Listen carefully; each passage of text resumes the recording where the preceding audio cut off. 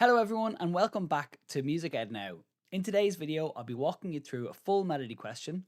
It's question 1 on the 2023 Leaving Cert composing paper. It's in 6/8 time, it's in a minor key, and there is no anacrusis. So without further delay, we're going to hop into our melody template to look at the 6 key steps that we'll need to make sure that our process and approach to this melody question stays the same every time. So this melody template is available from the link in the description if you want to own a copy yourself. As always, what we're looking at is the given phrase is going to be our first 4 bars. That's our A phrase. Then I'm proposing we write an A1 phrase, and it's called imperfect cadence because we end on the chord of 5 here at the end. In bars 9 to 12, we're going to make a 2-bar sequence. And if you've seen my other melody writing video from before, you'll see that I do the same thing in a major melody. So this helps when we're preparing our melodies that there's a similar form between both our major and minor melodies. To finish things out, from bars 13 to 16, we've got our A2 phrase, and obviously finishing with a perfect cadence for a nice strong finish at the last 2 bars. Then if I come down here to my key steps, we have 6 key steps that are very similar to the process that we used in our major melody template, but we need to write a chord bank for the harmonic minor key, analyze the given phrase, and that means harmonizing it, noting any interesting melodic or rhythmic material. Is there an anacrusis? And in this case, we don't have an anacrusis. Then we're going to work out the potential developments of the opening material in the A1 phrase, work out sequence pattern for bars 9 and 10, copy and paste it up 1 step in bars 11 and 12. Step 5, write the A2 phrase, again looking for opportunities to develop the given material. Step 6 is always adding suitable phrasing and dynamic marks. So now we're going to look at the first 4 bars that we were given in the 2023 melody. So step 1 and figuring out whether it's a minor key or a major key is looking for any accidentals in the given phrase. As we see here in the very last note of the given phrase, we've got this accidental D sharp. Why is it an accidental? Because there's a sharp here that doesn't belong to our key signature, which in this case is 1 sharp. And D sharp doesn't belong to that key. So if we were looking at this, now you do need to know your key signatures off by heart, but if we were looking at this, we might assume that it was in G major because a key signature with 1 sharp means it's in G major. And having that accidental is straight away a red flag for saying, okay, we could be looking at a minor key here. The next thing we want to do as well is maybe just look at bar 1. If bar 1, which has the notes E, G, B, and B, and I'm looking at these notes in particular as being our harmonizing notes if I was trying to put a chord behind this, the F sharp here and the C here are on weaker beats, so they can be considered either passing notes or neighbor notes. So if I'm looking at E, G, B, and I'm thinking about G major, this bar 1 looks like it's harmonizing chord 6 in the key, which is actually E minor. And this is my second clue that this melody could be in a minor key. So we've got the accidental, D sharp, and we've got bar 1 looking like it's harmonizing the chord of 6 in the key. So both of these things are leading me to believe that we're in the relative minor of G major here. And before I get too far into the weeds here, I'm going to show you how you go about doing the theory in the background on a rough work page. So here we have all of the rough work you would need in terms of the theory for this question before getting going. So the first thing we do, if I zoom in here, is we're going to have a look at what it would mean to get into our minor key that we need for this melody. So as I said, 1 sharp would indicate that we're talking about a G major scale if we were to assume it was a major.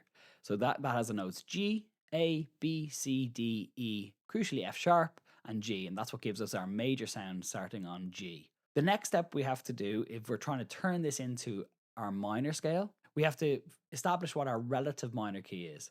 And it's a very simple thing to figure this out. All we have to do is go to the 6th degree of our major key.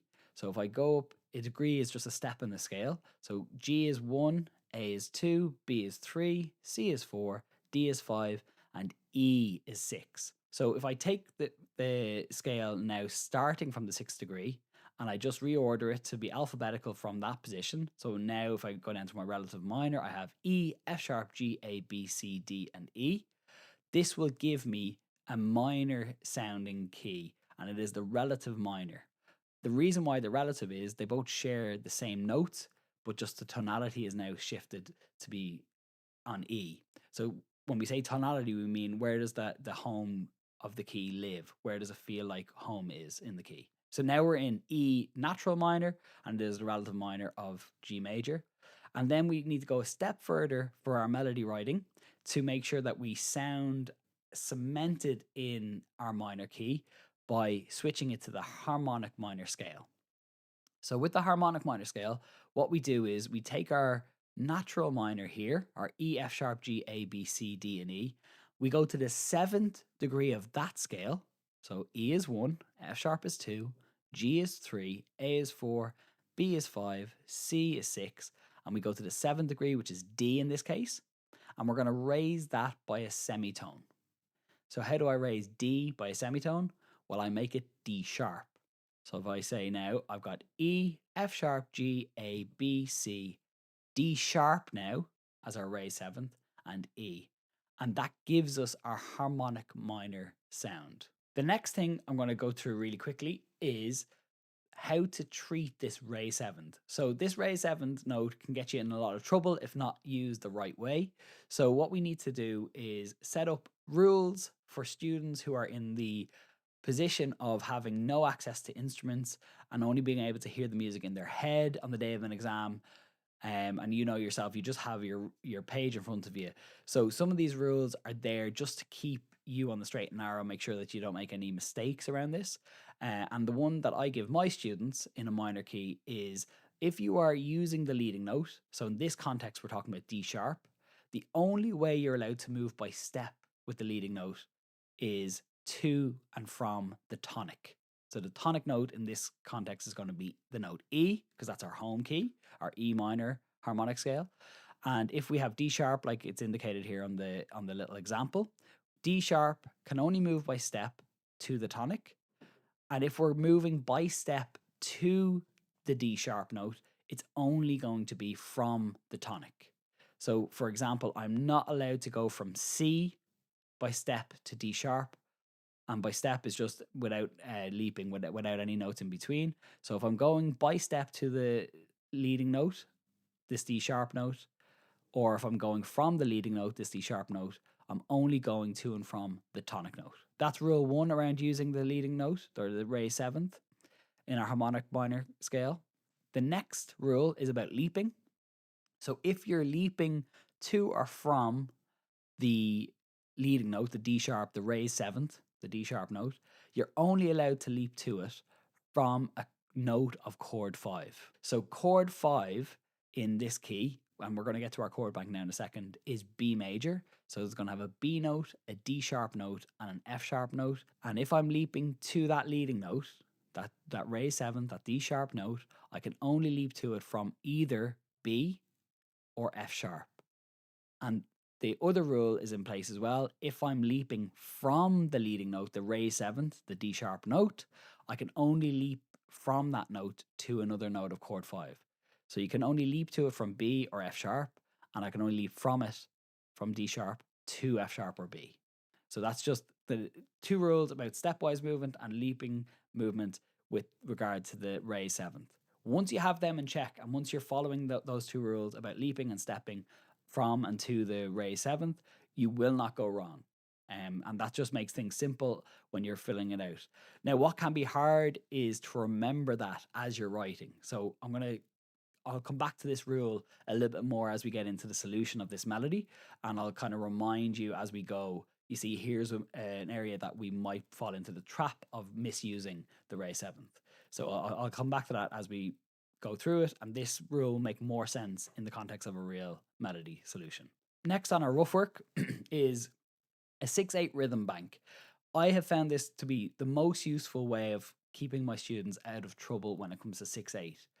For whatever reason, this causes confusion among students how to write in 6/8.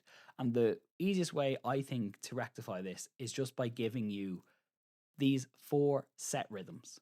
So you're not going to write any other rhythm in 6/8 other than the ones that are on the screen now. That's what I tell my students. If your teacher has told you something else, go with what they've said, because you worked with them for 2 years now, or the guts of 2 years. So here's what I say. Each of these, other than the very last one here, each of them are half a bar of 6/8. So in 6/8 time, we've got the idea of two pulses, one, two, one, two, and they're just divided. Those two pulses are just divided up into 1, 2, 3, 4, 5, 6, 1, 2, 3, 4, 5, 6, like that. So we can still get that feel of two, which you're just subdividing by three. So a dotted crotchet is actually one half of a bar of 6/8. And if I wanted to, using this rhythm bank, what I could say is I could have two dotted crotchets in a bar of music, or I could combine them. So I could say a dotted crotchet plus a crotchet and a quaver that could make up one bar. I could do crotchet and a quaver, and that would make up a full bar. Or I can mix a dotted crotchet with three quavers, that would make a full bar. Crotchet and quaver plus three quavers would make another full bar. So it's combinations of these three that are going to give you the proper rhythmic feel of 6/8. A lot of the time, students will mathematically write six quavers in a bar, but musically it will make no sense because there'll be unintentional syncopation thrown in where you're emphasizing the wrong weak beats in a bar. These rhythms here are the most common rhythms for a reason. They work. They feel like you're in 6/8. They give that 6/8 lilt, and that's what you want to be able to write. I suppose there is one thing you'd say about the melody question is you want to adhere to conventions. This is not about kind of exploring far out concepts and trying to reinvent the wheel. This is about showing your examiner that you know how 6/8 should sound and that you're able to write in the conventional way in 6/8. I say to my students as well, if you're composing really obscure or experimental music outside of the classroom, go for it. Absolutely go for it. But I think in the context of an exam, what you're really looking to show is that you've grounded knowledge in the conventions of 6/8 and anything else that comes up on the day.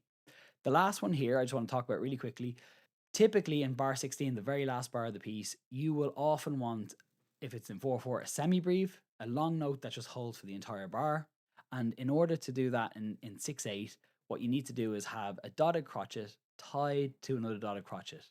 This means that you'll have the full duration of the bar for one note, but it also visually represents those two pulses I talked about in 6/8. So you'll still get that idea visually of there being two pulses, but you just hold the note for those two pulses. Many people would try to write a dotted minim and say to themselves, well, a dotted minim mathematically is six quavers, which is 6/8 time. But what's wrong with that is it doesn't visually represent how 6/8 feels. So this is the way you would write one note for the entire bar's duration. So that with that rhythm bank, you can't really go wrong again, and that's what I'm looking for to do to kind of give you security on the day that if I have this 6/8 rhythm bank, I know what rhythms I'm using, I know what I can do around the leading note, and this is what this rough work page is all about. Lastly, then we have got the E harmonic chord bank. So once we've established that our key is using the notes E, F sharp, G, A, B, C, and D sharp, then what we want to do is make up a chord bank so that we can accurately give a sense of direction of this key by using chords in the background. This is the same setup we would have done before in our major melody. So again, in the context where you're in an exam situation and you only have a pen and paper in front of you, having a very strong sequence of chords in the background to guide you through the melody is a really comforting thing, I think, for students, especially if you don't have a guitar or piano or anything to hear out how your melody is going. This is a really strong way of giving you your melody a sense of direction.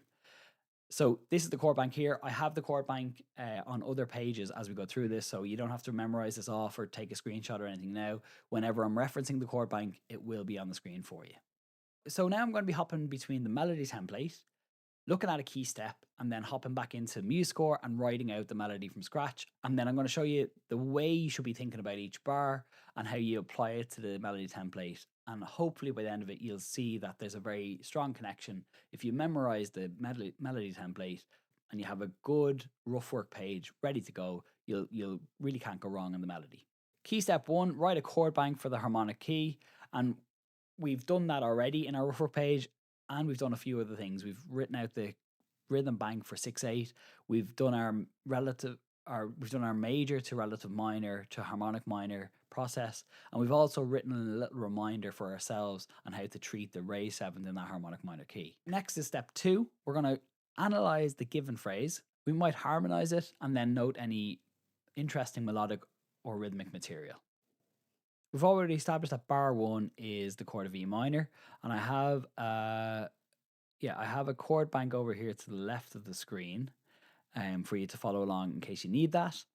So we've got E on a strong beat, B on a strong beat, and then this G here, if you're using quavers in 6/8, it's usually these two that are going to indicate what chord to use. So we've got E, G, and then B and B here. So we're definitely strongly pointing towards E minor. The F sharp here is a passing note. It goes from one chord note by step to another chord note.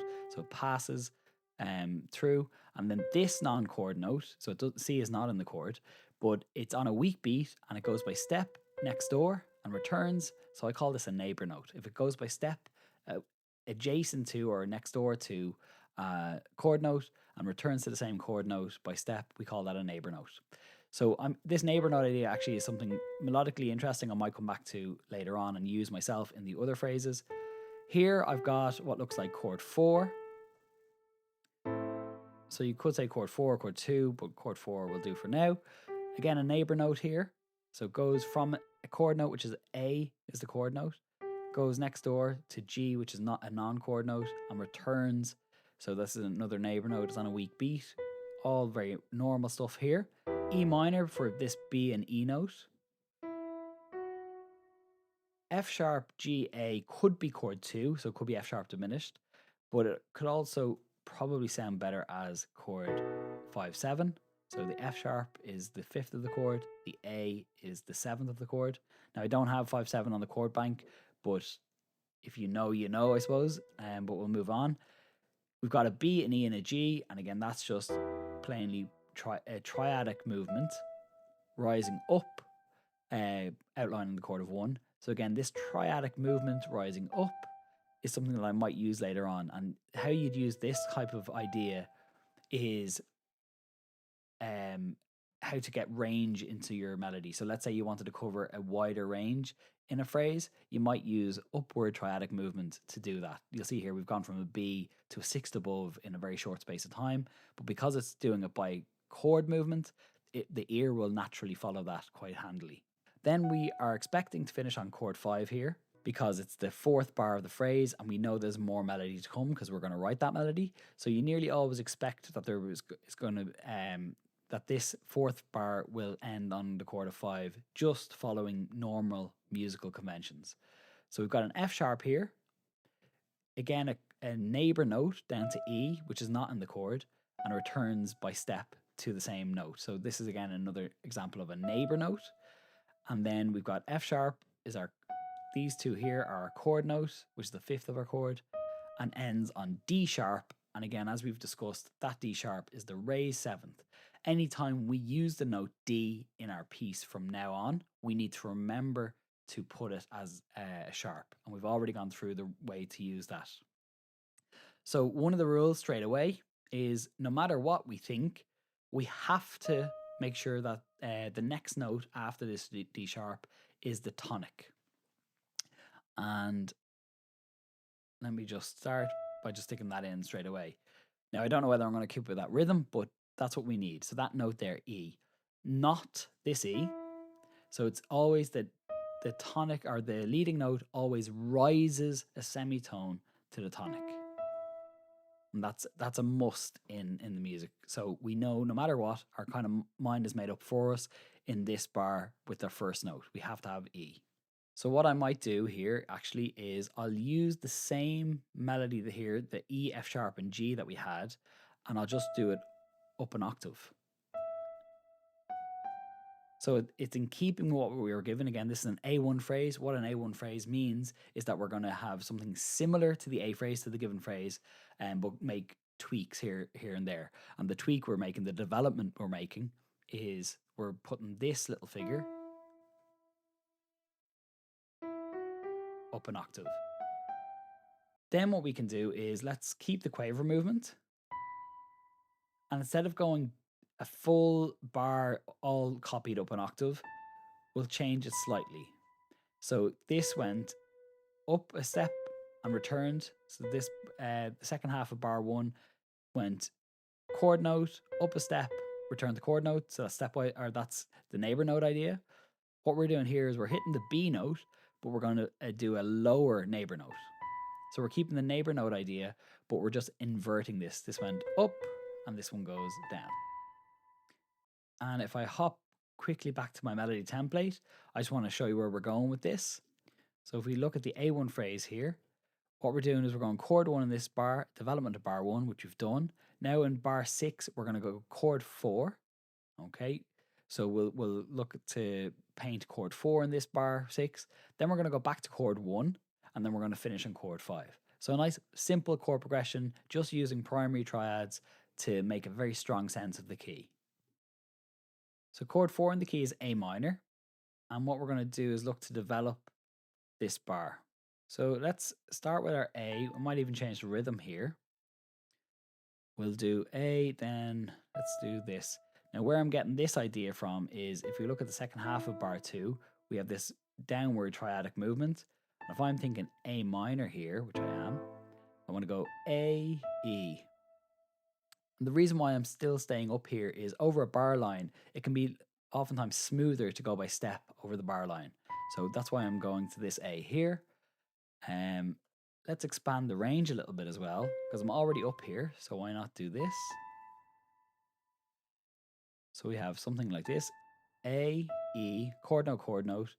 C is another chord note.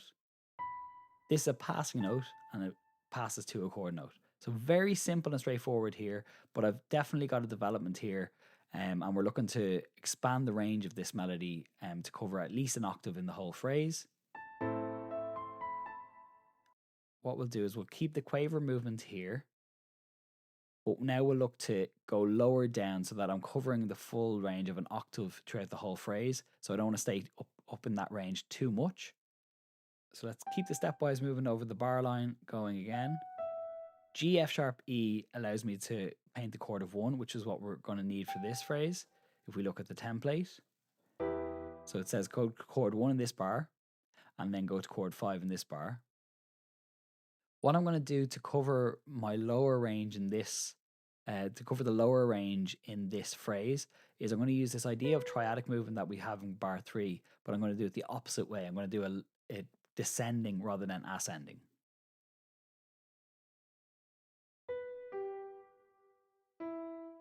So we've got downward triadic movement. This went B, E, G. We've got B, G, E. And then on this bar, I can actually use that idea of neighbor note movement,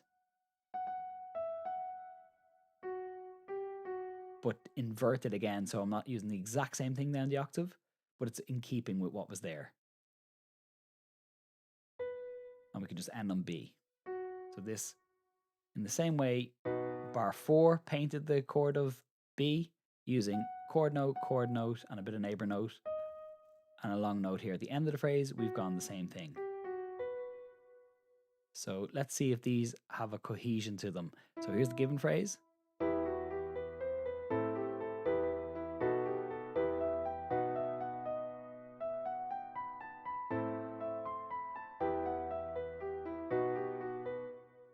So you can hear there's a similarity both in the rhythm, but in the melodic choices made. And that's why it's a development, but is also in keeping with it. So that's step 3 done.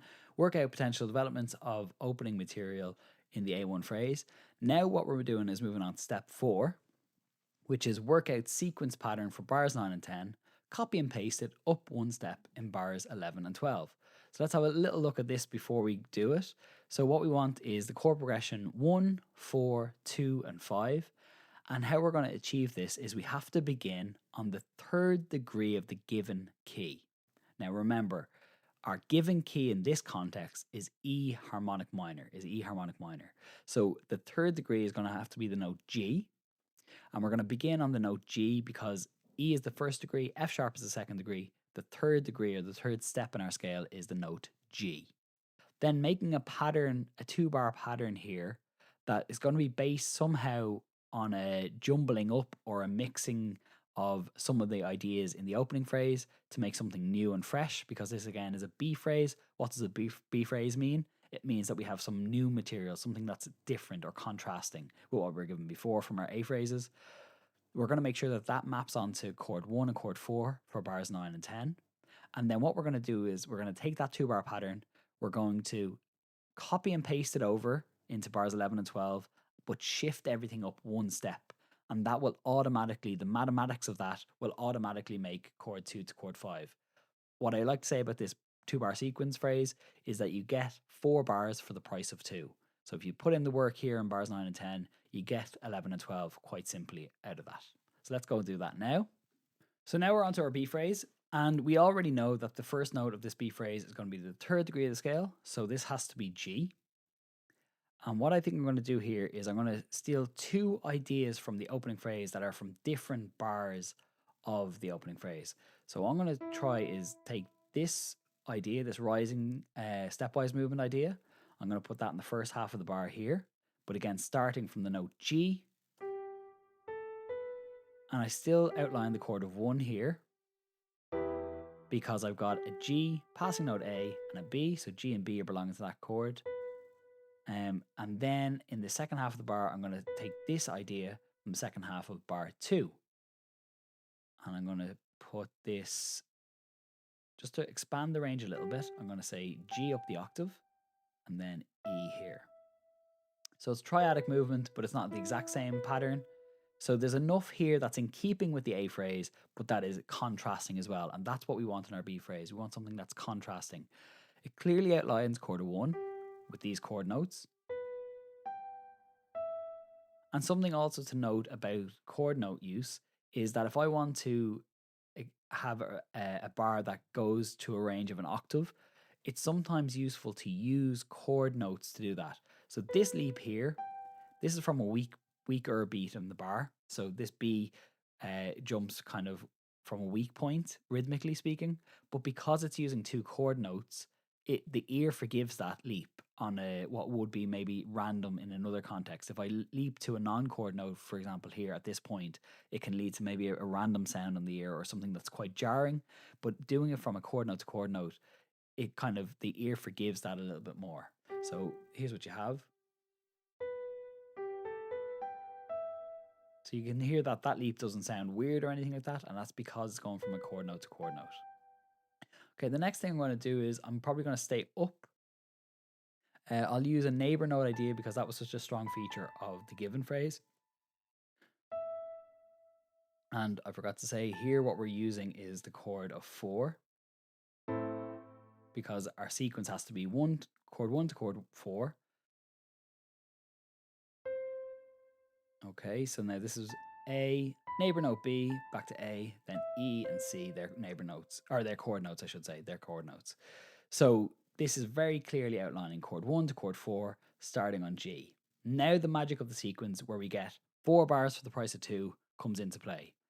Unfortunately for you guys, you'll have to manually do what I'm about to do, but I'm on MuseScore here, so I'm allowed to copy and paste. I'm able to copy and paste. I'm going to take this and select both of those. I'm going to hit Command and C to copy.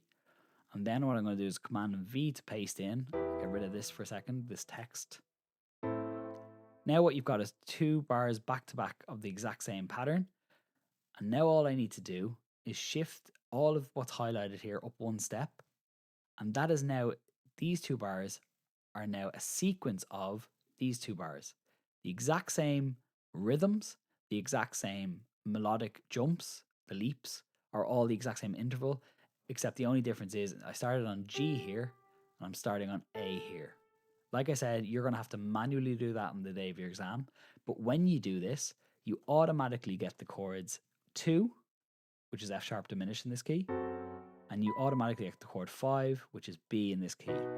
So you don't have to think through the theory of the chords here. If you do the sequence the correct way, you start on G, you make your 1 to 4, very obviously 1 to 4 in bars 9 and 10.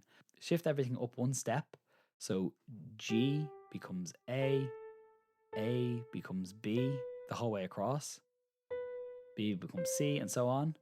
G becomes A. And if you do that, you get this melodic phrase. One thing I am noticing that I want to change, and this is what you'll do, you'll make a sequence, maybe the first round or your first draft, and you'll go, okay, that's good, but how can I look to make it better? Well, I'm noticing here what might be nice is a bit more quaver movement into this part here, because I know this is going to end on A. So what I had was E to C. But if I use E, C, B, this becomes a passing note over the bar line to A. And it actually makes it quite smooth. I'm going to turn off these chords when it plays back, just so you can hear the melody isolated.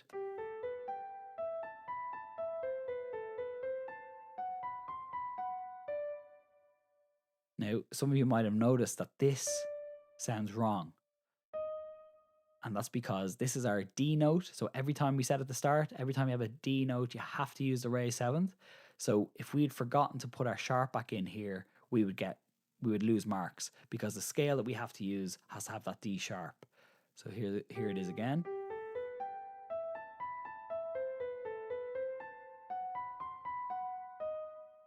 And then the last thing I'll say is this actually can be just this at the end, because if you look at the rhythmic flow of our phrases up until this point, we kind of end with this longer dotted crotchet note at the end of every phrase. And once you do your sequence, the first bar as a direct sequence, and then the second half, or the first half of the second bar of the sequence, it's okay then. Once you've done that, it's okay then to have a break away from the sequence to be not as direct. So if you need to maybe slope the rhythm towards the end of a phrase, which is what you expect to hear at the end of at a cadence point at the end of a 4-bar phrase, you can do that too. So we actually can avoid that D sharp altogether by actually just leaving this on a long F sharp. And you'll notice, well, we haven't done that yet. So this is again point of difference. And now we're ready to go on to step 5, which is writing the A2 phrase. So what we're doing here is looking for opportunities to develop the opening material and at the same time bringing the piece home. So we have the chord sequence 1 to 2 to 5 to 1. This could be 1 to 4 to 5 to 1, but the idea that we have bar 13 is definitely 1. Bar 15 and 16 are definitely 5 to 1 to make that perfect cadence, to make that very strong finish. And then in bar 14, that's the only option I give my students to experiment with other chords. But if you're somebody who just likes a straightforward cadence or straightforward task list of what to do, go for chord 2. So that's what I'll do here. My melody. So A2 phrase, we said we're going to have chord 1, chord 2, chord 5, chord 1. So let's go E. I'll take the neighbor note idea again. And we can actually double up on our neighbor note idea. We've had this one here as an upper neighbor note.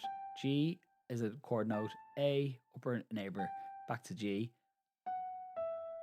And again, that neighbor note idea is very strong in the opening, so we might continue with that here with a lower neighbor note. Here what we have is the lower neighbor note idea, and then just like in our opening phrase, we have this triadic movement descending. C, A is triadic movement again. And now in this 15th bar, there's a couple of concepts I want to actually talk through as approaches to the finish. And this is the only bar I allow my students to do this, but I've introduced the melodic minor scale.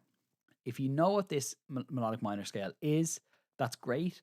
If you don't, I'm going to explain it briefly to you, but you want to be using it in very specific instances. And I think one of the best places for you to use the melodic minor scale is at this final cadence point in the key. So from bar 15 to 16. What I've done is I've outlined the chord of actually 5-7 here. I'll show you why it's 7 now in a second. So B, A is the 7th of our 5-7 chord. F sharp is a chord note. So these are all chord notes essentially of 5-7.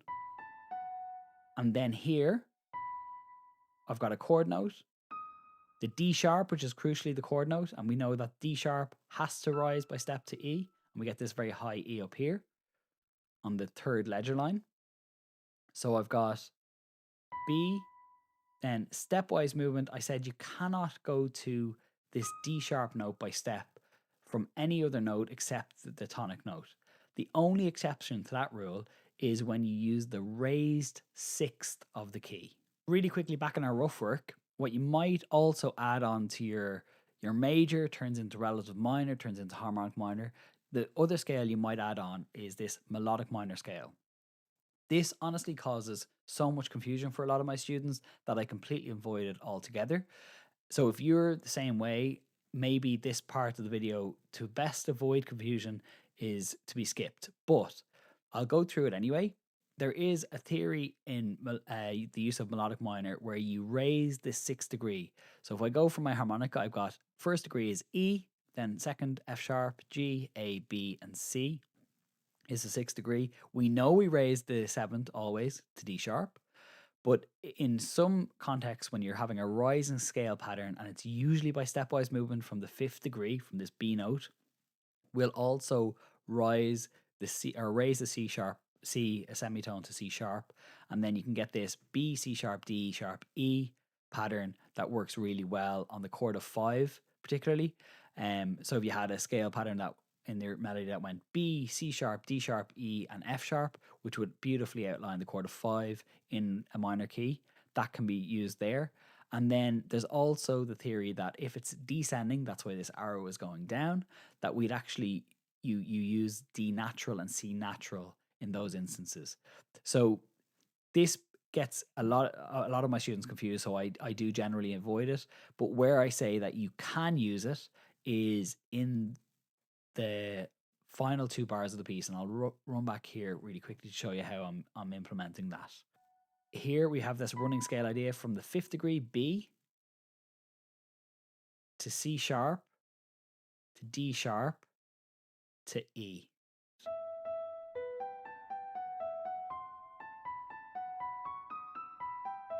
Again, without that, what you would do, let's say you didn't want to use that, and just to show you, if you're sitting there thinking, what do I do if I don't want that? Just do something like this. And then just to finally explain, I'll undo that and just leave it in for now. Just to finally explain, why am I doing this quaver, quaver, quaver, and E? Well, that's just a little bit of a style choice. We had that kind of thing in every 4th bar of each of the phrases. So the 4th bar of each phrase here went quaver, quaver, quaver, dotted crotchet, quaver, quaver, quaver, dotted crotchet, quaver, quaver, quaver, dotted crotchet. So it's just kind of in keeping with the piece to do that. And this time, instead of doing passing note movement, I'm making it very clearly E, B, G, E. So it's just doing a triad, a rundown of the triad of the tonic. If you wanted to do this, that would have been absolutely fine too. And like I said, in our 6/8 rhythm bank, that dotted crotchet tied to a dotted crotchet, that's where you're going to probably use this rhythm the most, is in that final bar to hold out the note for the whole bar.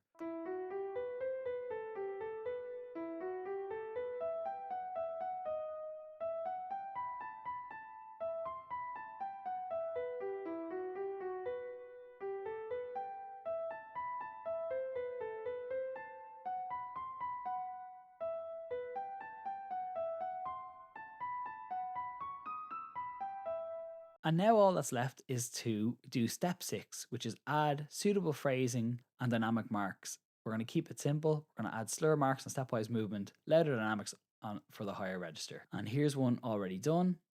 Just note, I've picked the violin for this piece. Usually when you're given the options, the best ones to choose are violin and clarinet. Violin has its lowest note is a G below the stave, so that's 2 ledger lines, the note just below 2 ledger lines. So you're very rarely going to be writing that low in your melody, so it keeps you out of trouble. And the violin can generally go as high as you want. If you're writing for the highest range of a violin, you've probably done something wrong, because you're going to need 4, 5, 6, 7 ledger lines above the stave. So violin is a safe option. Clarinet similarly has a lowest note of F sharp and can go very high. So again, that range will keep you out of trouble. If you're choosing flute, it's a very flexible melody instrument, but its lowest note is C, the middle C. So if you write notes below that middle C, you will lose marks because you haven't written for the instrument properly. Okay, so here we have the melody. With the overlay of the template on top, we've got our given phrase. We analyze that. let's look at the dynamics and phrase marks now. So any time I'm seeing stepwise movement, what I've done is I've just put a little slur mark on. So E slurred, E F sharp G, then B C B. That's stepwise movement. So I've done that for most of it, to be honest. And then we have starting relatively quietly, and then we're going a little bit louder as we end the other phrase. The other thing you'll notice at the end of every fourth bar, I have a little comma. And the comma here is to tell you when the phrase ends. You do need to have these phrase marks in. This is a phrase mark. You can do it two ways. You can put a big phrase arch over the whole 4 bars, or you can very simply add this little comma. And I think the comma is a nice, neat way of doing it. Then you'll see at the end of this fourth bar, I have the comma again. At the end of this fourth bar, I have the comma again. And you don't need the comma at the end of the very final bar, because that's the bar line is the final bar line is the indicator there that we're finished. So I start here at forte in bar at the A1 phrase, and then there's a little diminuendo hairpin idea at the end of bar 8.